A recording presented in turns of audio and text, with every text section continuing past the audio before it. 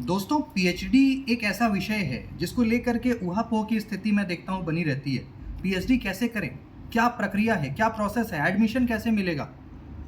Degree कैसे मिलेगी? क्या पूरी प्रक्रिया होती है? इंटरव्यू में क्या होता है? ऐसे कई सारे क्वेश्चंस हैं जिसको लेकर के मैं देखता हूँ कि स्टूडेंट्स के मन में एक भय और एक शंका बना रहता है। आज के इस वीडियो में मैं आपको बताऊंगा कि पीएचडी क्या है, कैसे आपको एडमिशन मिलता है, फॉर्म्स कब आते हैं, क्या क्वेश्चन आता है, इंटरव्यू पैनल आपसे क्या एक्सपेक्ट करता है और एडमिशन लेने के बाद आपके साथ किस तरह की स्थिति बनती है, कैसे आप 3 से 4 साल के अंदर अपना डॉक्टरेट पूरा कर सकते हैं, अपना थीसिस सबमिट कर सकते हैं। इसके बारे में आज विस्तार से बात करूंगा। साथियों, मैं आपको बताऊं कि अभी तक जो यूजीसी के नॉर्म्स चल रहे हैं उसमें पीएचडी में एडमिशन लेने के 2 तरीके हैं। एक होता है एग्जेम्प्टेड कैटेगरी और एक होता है नॉन एग्जेम्प्टेड कैटेगरी।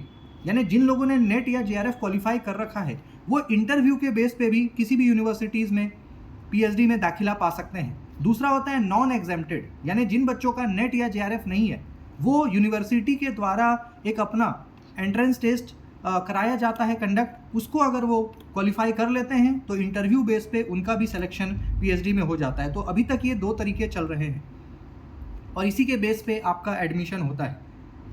एंट्रेंस की अगर हम बात करें, जो यूनिवर्सिटीज़ के द्वारा जो प्रवेश परीक्षा ली जाती है उसमें एंट्रेंस में करीब आप मान के चलिए कि 100 क्वेश्चन आते हैं, जिसमें 50% क्वेश्चन आपका रिसर्च एप्टीट्यूड का होता है, यानी अनुसंधान अभिक्षमता का होता है। रिसर्च क्या है, रिसर्च के कितने टाइप्स हैं, सैम्पलिंग क्या है, हाइपोथेसिस क्या है, डेटा कलेक्शन किसको कहते हैं, रिसर्च पेपर क्या है, प्लेगियरिज्म क्या है, इस तरह का विषय रिसर्च एप्टीट्यूड यानी अनुसंधान अभिक्षमता में आता है। आपको ये पढ़ लेना चाहिए।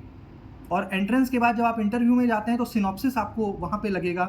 सिनॉप्सिस यानी कि आपका जो रिसर्च का जो टाइटल है, रिसर्च जो आप करेंगे उसको इन शॉर्ट आपको बना के एक पूरे सिस्टमेटिक तरीके से, अगर आप लिटरेचर से हैं तो एमएलए साइटेशन को फॉलो करते हुए, सोशल साइंस या साइंस से हैं तो एपीए स्टाइल को फॉलो करते हुए साइटेशन के आपको लेके जाना है। उस बेसिस पे आपका सिलेक्शन होगा।